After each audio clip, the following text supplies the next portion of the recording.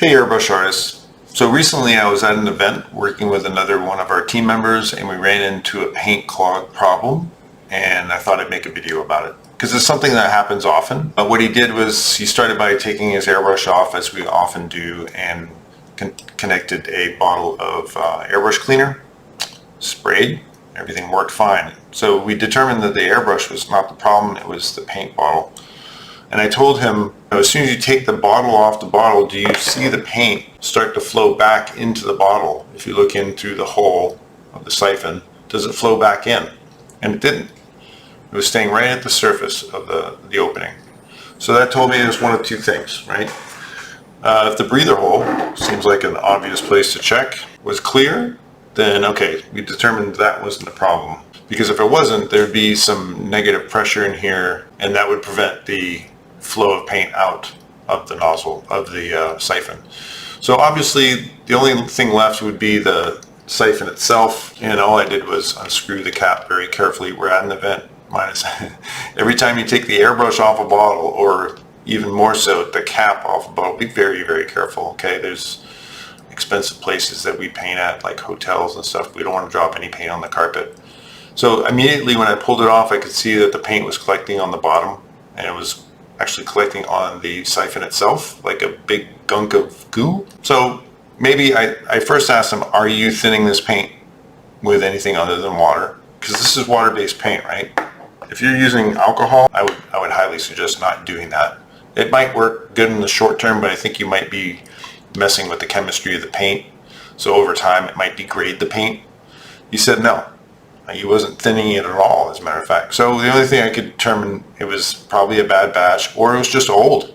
I mean, a lot of times we buy paint in quantity because it saves us money, but at the same time it ends up sitting on a shelf. Worse yet, maybe it sits in a car or a hot garage, and that will degrade the paint as well, shorten the lifespan. So I don't know if that was a problem or not. It didn't really matter. We were stuck with the blue paint that we had at the event. We had to make it work. So again, what I did was I first very carefully, loosened the cap and just let it sit there on top, protecting any of the paint from spilling back, because what I'm going to do is I'm going to blow into the siphon. Okay, so clearly I want to wipe that down so I don't want to get any paint on my lips, and keep the cap loose so it can equalize the air pressure and blow into it. Now I can feel it and I can hear it. It's making bubbles in the bottom, so you know that the siphon in this bottle is clear.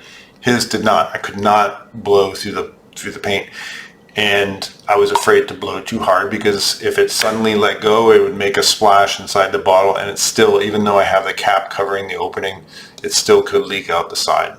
So I prepared myself. I took a step back. I said, let me get me a box.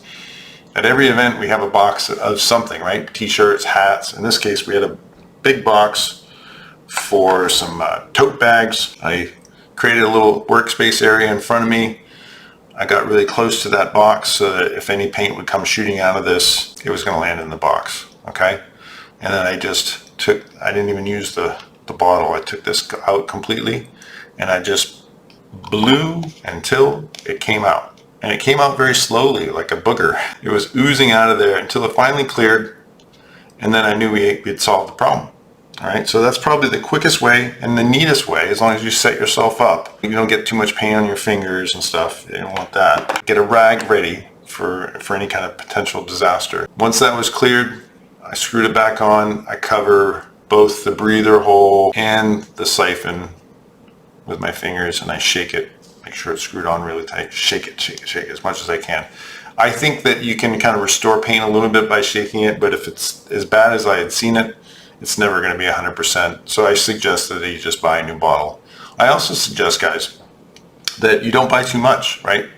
Black we use a lot of, so you can buy 60 ounces of black, maybe, if you do enough events with me. If you're buying colors like orange or green, we don't use that color very often in our designs. So that color tends to last a long time. So I don't buy a lot of it, right? I don't want to keep my paint for more than a year. I want to run out every 6 months or so.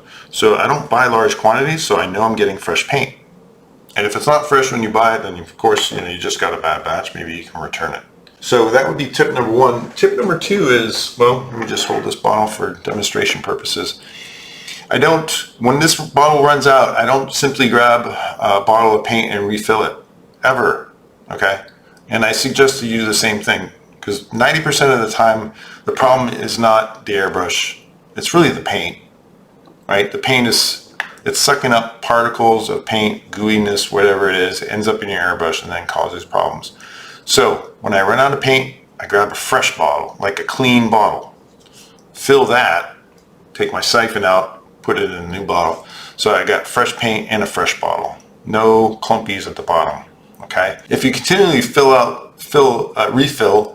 an old bottle of paint, you're gonna keep all the chunks in there. It's just gonna accumulate more and more until finally you can't use your airbrush.